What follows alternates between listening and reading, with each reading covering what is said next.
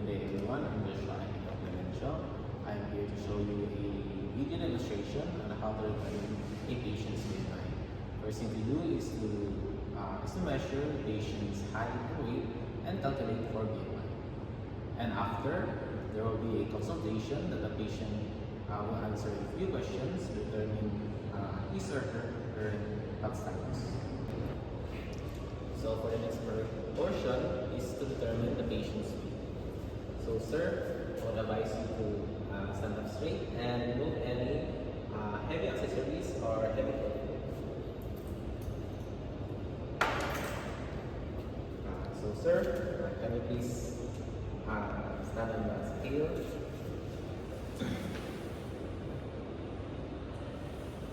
So sir, your weight is 65 kilograms. Next patient, assisting ang ma'am, can you remove any heavy accessories and clothing? So can you please step on the scale?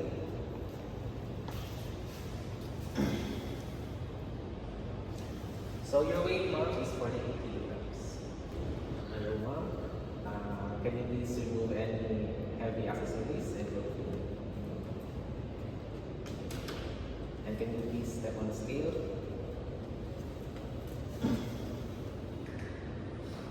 So your weight, ma'am, is 48 kilograms. We'll show you on how to determine the patient's height. So first, sir, can you please stand straight and stand secure.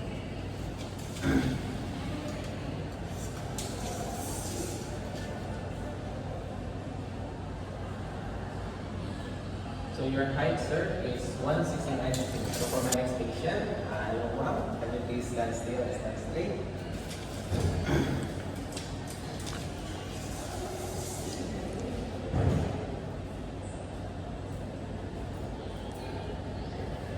So your height now is 154 centimeters.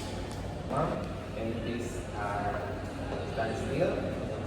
Stand still.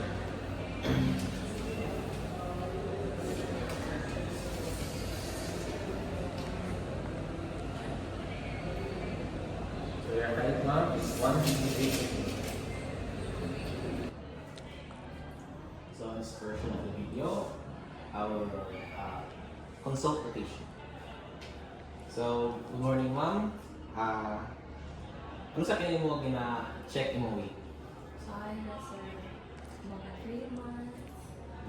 So, how was it compared to your ago?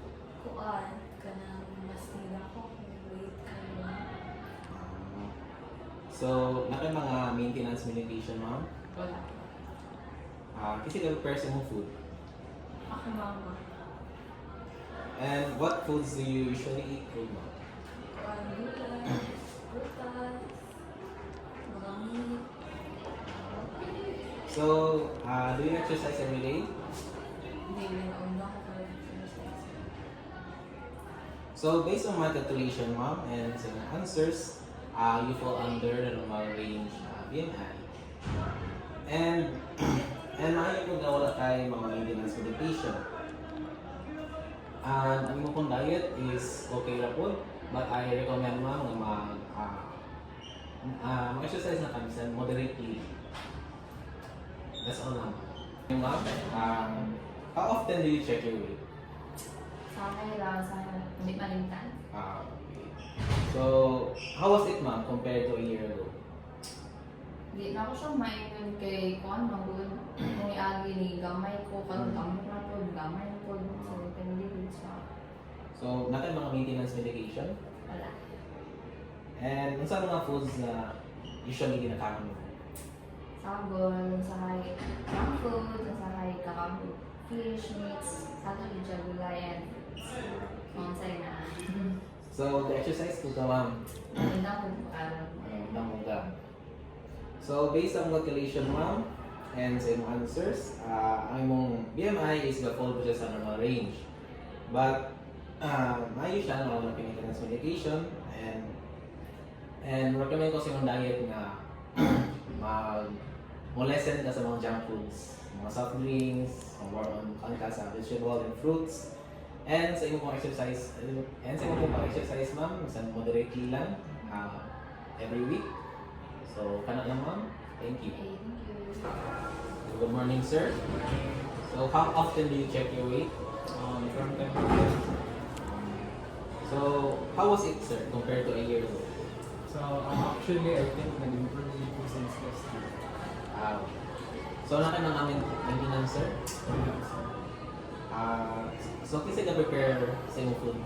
Usually, akong parents, and schedule ko mo sa ila, or usahay, ako saan ko mo sa akong pagkain. So, what kind of foods do you usually eat?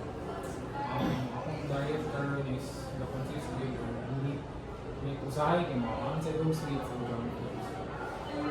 So, exercise ka, sir? Yes, usually at least 4 times a week. So, sir, according to my calculation, ka-fall na ka sa normal range sa imong BMI. But, ba't ang iyong wala kayo maintenance, sir? Ba't ang imong diet, sir? Mo-recommend ko nga imong i-change. Ay mostly meat o mga junk foods yung gina-eat. Kuha lang ta na igamay niyo mong intake sa junk foods. And maayo po sir nag-exercise ka. And kaya lang, continue lang ito ninyo.